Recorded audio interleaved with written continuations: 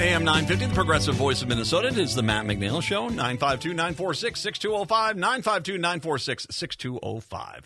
We turn our attention to the Southeast Metro. Our Democrat of the day is running for House seat 41B. Tina Folch is kind enough to join us to talk about her campaign and what she wants to accomplish down in the Hastings area. Hi, Tina. How are you? Hi, thanks for having me. Jeez, this is exciting. Well, thank you. Thank you very much. I'm glad you had some time today. We should mention 41B. This is with the redistricting. This basically is all of Hastings for the most part. I mean, maybe a few houses out of it, but for the most part it's there. And part of Cottage Grove, Denmark Township. It's a nice little concise area. It seems like redistricting has made it a little bit more of a concise district. Is that a good way to say it? Yeah, what's interesting is that we lost some of the areas around Afton, and which were very rural, and it made it super difficult for door knocking, to get out there because the lots are so large, where they're acres apart. And so, yeah. So from that perspective, as a candidate, it's nicer that it's tighter, more succinct neighborhoods, yes. So I usually start these interviews out with the real easy one here. Why don't you take some time and tell exactly your story? Who exactly is Tina Folch? Sure, yeah, I'm originally here from Hastings, born, raised, graduated, and then after finishing my graduate degree, I ended up moving back into our school district, but I was on the north side of the river, which is in southern Cottage Grove. And so I spent 16 years on that side of the river and decided to move back into town here. And so currently, I am a city council member, have been for the past 6 years, and I really love my community. I'm really well established, busy being on such groups like as our local YMCA and our local chapter of the American Association of Women, University Women, and also I serve on our Dakota County Broadband Board as a director representing our city on that. And so I think that there is, really strong bonds here in our community, and having spent time, living also in Cottage Grove, I have a lot of understanding of the issues that folks are facing on that side of the river as well. I served on their planning commission for 3 years and have some relationships with their local elected officials currently. And so, yeah, I feel like I'm in a really good position, to have a lot of insights about what the community needs are and who all, a lot of the stakeholders are and how it is that we can work together productively moving forward. You have been in an interesting position. I mean, Hastings, unfortunately, has not had the best press the last year. Goodness golly, no. No, right. It's not. And I mean, now, first of all, I'm going to say this. Hastings is a cute town. I like Hastings. And it was a bit heartbreaking to hear about what had gone on down there. It's one of these opportunities where I think there is a real chance here to say, okay, no, this is not what we are. We're better than this, and we're going to show you what we can do. And it's there have been more than a few people I've talked to down in the Hastings area that have said that no, this is Hastings that is not Hastings. Let me show you what Hastings really is. Yeah, most definitely. I think a lot of that was some backlash from the strides that we have been making locally. We have a group, we're now currently labeled Thrive, and so it's a collaboration between the school district, the city, large partners within, our community like the YMCA, businesses and various nonprofit groups and such, and just grassroots, just individuals within the community who have come together, and we've been trying to do education about, why diversity, equity, and inclusion are really great things to make our community more welcoming, and through those kinds of educational outreach pieces that we've been doing, it helps build, community capacity and understanding how it is that we can strive to do better and be more welcoming. And so honestly, I think the bad press that we've had in some ways has been a backlash or a response from a small group of individuals within the community who are, that they don't believe that those values, have a lot of merit, right? Where they want to instead, turn things around and have fear mongering and make statements about how it is that we don't want, quote unquote, those people, and whoever those people, may be, if it's LGBTQ issues or, not being as, culturally as accepting of others. It is a sad, state of affairs, and it's very troubling. But, by no means is that, the majority of individuals within our town. I mean, we have a lot of pride about lots of folks having, a few generations, of history within the community. And so that's true. But, for the most part, I would say people really care a lot about our community members and step up when, folks are in need and such. And so there is an extremely strong sense of community where folks, maybe when they're done with school, they leave for a little while. I mean, it's amazing how many people come back and live in our community to raise their children, because there is a small town feel to Hastings, which is, relatively a larger community of about 26,000 people. Mm-hmm. And it's its own town. I mean, it's for many years. I mean, it was well out of the metro area. It's been growing. The metro area's been growing closer to it, but it still is maintained. That's one of the things that's really cute about Hastings, is it still maintains that small town feel, which is really nice. I should mention you do have the endorsement of the Stonewall DFL, so that's the kind of leadership we need down there in that district. That's for sure. Looking at your other endorsements, if I may, I'm just going to. You got Planned Parenthood endorsed you, Women Winnings endorsed you. I'm going to just get out of the way. Matt Burke, the lieutenant governor candidate, has been saying some pretty inappropriate things here. We've got a war going on right now with the overturning of Roe v. Wade, where women's rights, women's health is now something that Republicans feel as if they can just right away and be done with it.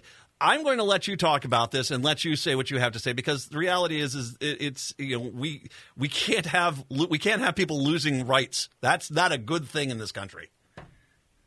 Yeah, it is hard to believe. I'm 51 years old, and within my lifespan, I don't know anything other than, the current, what had been, the Supreme Court protecting women's constitutional rights. And so I'm completely in disbelief. I'm a strong feminist myself. I graduated from the College of St. Catherine in St. Paul, and so I'm just flabbergasted that we've gotten, to this point.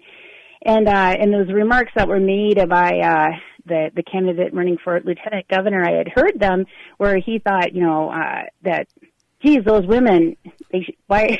What was the statement about women shouldn't be wanting to have careers and all, and how that was, that was some kind of play into, supporting abortion rights and such. And I didn't even put how together that whole logic was and all, but it was just, astounding that he would even, say such a thing, that women shouldn't be having, careers of, for their own financial well-being. I mean, it's just unbelievable, and just goes to really to show, how out of touch, the right has, become, the person who I'm running against, unfortunately, has, stated, just statements that have, blown my socks off, where he's, come out and said that, he's the father of 4 boys, and geez, if he maybe had a girl, and if she was brutally raped, well, maybe I'd want to sit down with my clergy member and we would perhaps want to have a conversation about,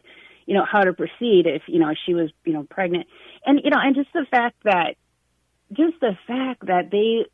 they would just consider only in cases of brutal rape. I mean, really, seriously, how out of touch are these folks where they have so little respect for the dignity of women and what it is that we, go through, and just the fact that if it was any kind of unwanted, touch or rape, that, that it would have to be an extreme case where, and then so let's legally define how it is that, you would have an extreme case of brutal rape, I mean, going into the specifics about what kind of torture would a woman have to go through for her to be able to actually be given the ability to abort a child. And so, it's just unbelievable that these folks care so little about women's well-being, from a healthcare perspective, I was reading, I was surprised it was a good chunk of women who actually have abortions already have, a child, and it's, the decision is rather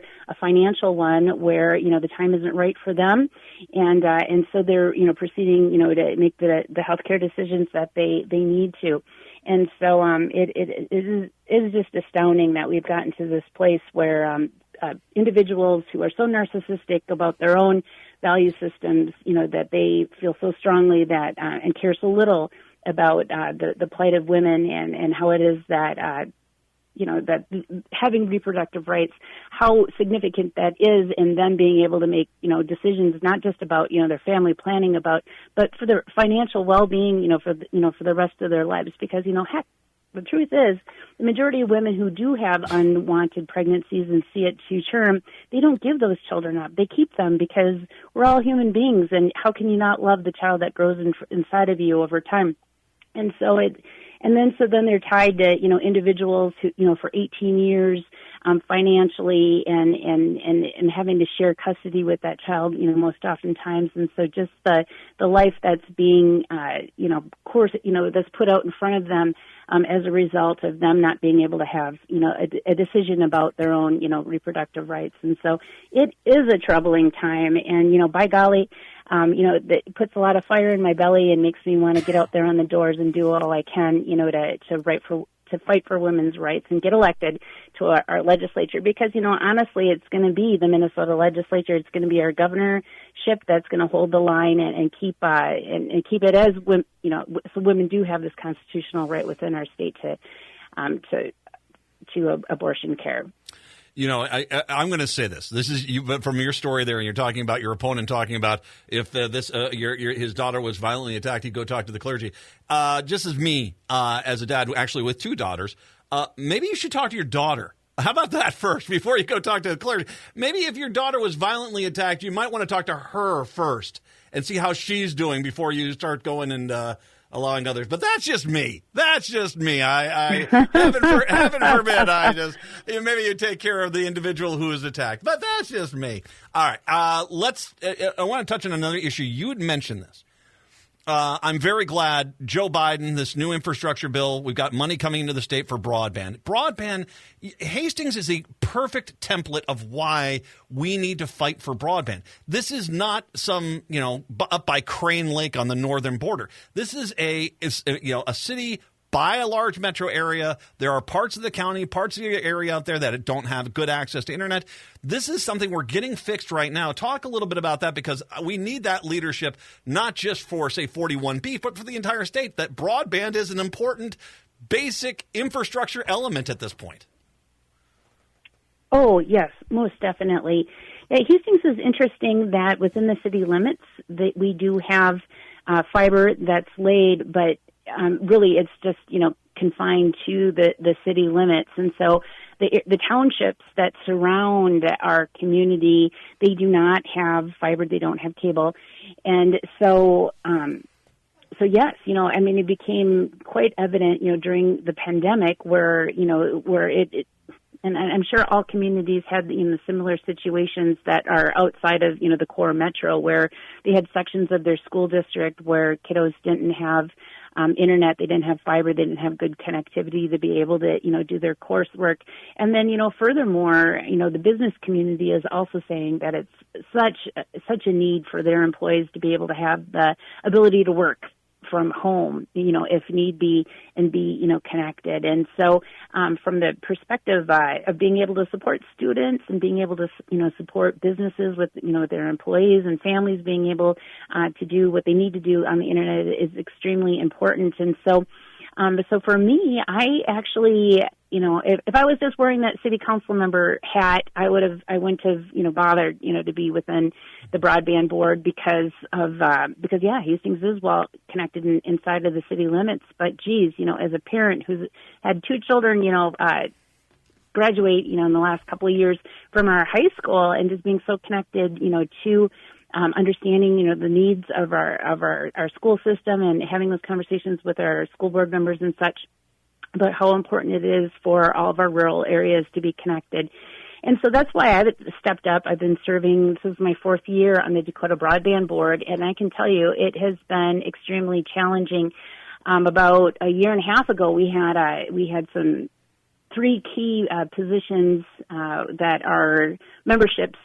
So what it is a joint powers initiative between the Dakota County and then it's about, I think it's 9 or 10 of the cities, the large cities in Dakota County, where we came together and we decided to merge all of our fiber assets so that they could be better managed overall, and locates being done for utilities and having an outside firm, manage all of the construction projects around them and such, and then so that we had redundancy for a business continuity perspective.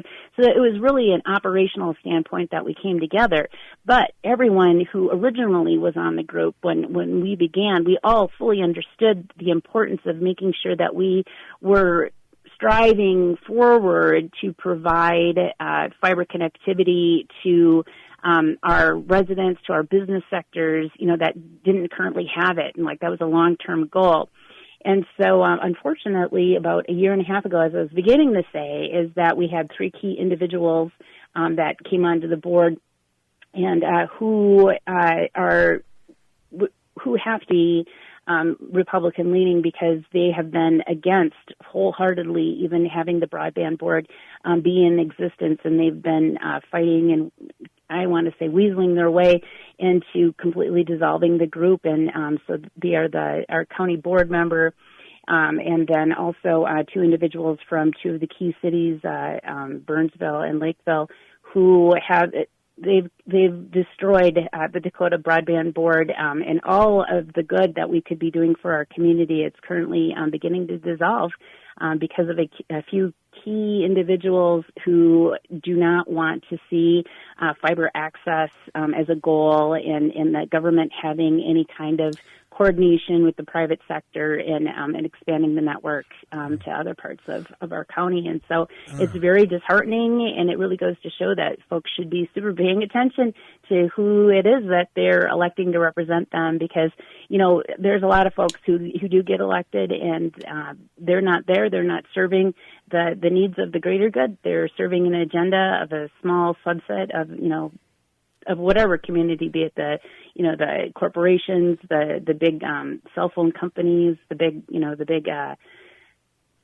groups, corporations like I shouldn't name names, and so I'm not going to do that. But it'd be like today denying electricity or denying mail service to a residential neighborhood. I mean, it's such a basic tenet, and the reality is you're exactly right.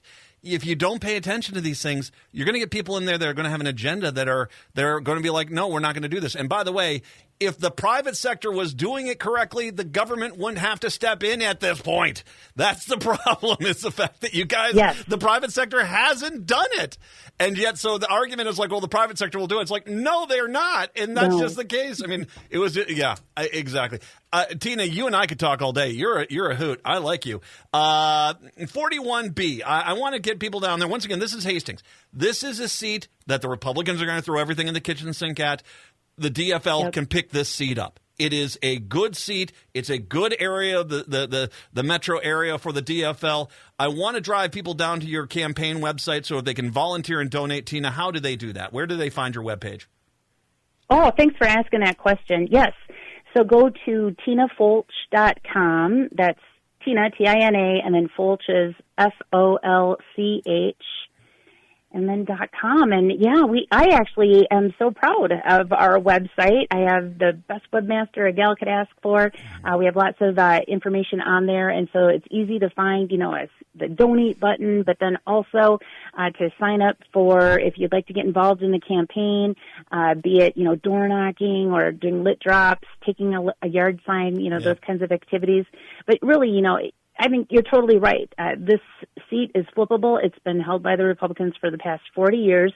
We have never had a woman as our House rep at the Capitol to represent this area here. And so I think that we're prime. It's, I think that there's enough folks who are, fired up about all of the divisive nature of, the right-wing rhetoric that we're seeing. And then furthermore, I don't know if folks have realized that out in this neck of the woods, the extreme right has taken over the Republican Party. Oh, yeah. Even moderate Republicans have lost their incumbent moderate Republicans have lost the endorsement of the Republican Party, and they're on the primaries, and so we'll see how they end up faring, going through the primary process. But it's very likely that those far right candidates, all of them, will see it through and make it to Election Day. If you are in a district that's a relatively safe DFL seat, help your local DFLer, but then get down to 41B. Tina Folch, that's TinaFolch.com, TinaFolch.com.